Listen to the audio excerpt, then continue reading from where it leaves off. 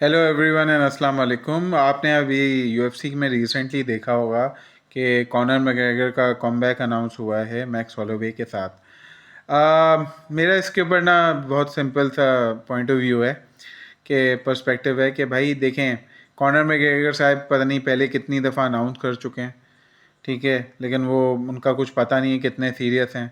दूसरी बात यह है कि 5 साल एक इंजरी के बाद आ रहा है। अगर अगर आ भी रहा है, पहले तो यही बात कंफर्म नहीं है कि भाई वो लड़ेगा, एंड वक्त तक भी शो करेगा, क्योंकि पहले चैंडलर के साथ भी खेलता रहा है और फिर चैंडलर को भी फाइट नहीं मिली। अब क्या नाम है उसकी, इससे फाइट अनाउंस हो गई है मैक्स हॉलोवे से, जो कि इसके लिए अब बड़ा मुश्किल मैचअप है।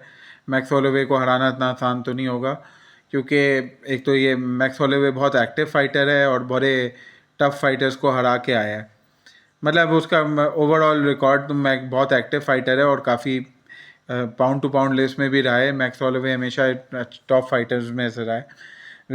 अभी बेसिकली अभी बीएमएफ अपना टाइटल चार्ल्स ओलिवेरा से हारा है, बट चार्ल्स ओलिवेरा भी उसको सबमिट या नॉकआउट नहीं कर पाया था।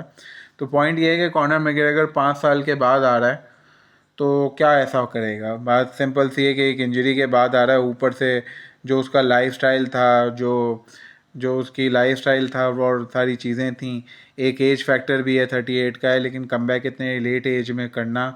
दूसरी चीज़ कि जो उसकी लाइफस्टाइल थी और जो उसकी वो थी, और क्या नाम है, पैसे वाइज भी वो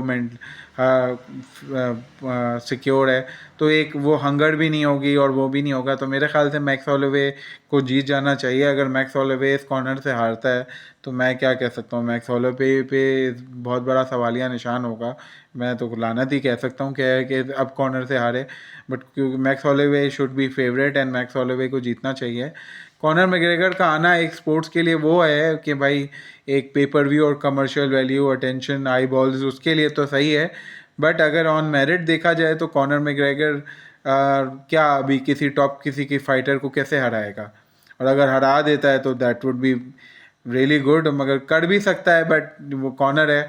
मगर वो वाला कॉर्नर तो नहीं रहा जो पीक कॉर्नर और अपने टाइम में जो बेस्ट फाइटर था। मतलब एक वो पीक वाला कॉर्नर जो था वो बहुत ज़बरदस्त फाइटर था। बट अब ये आई डोंट थिंक सो कि he would be a shadow of that, and he would not be that good.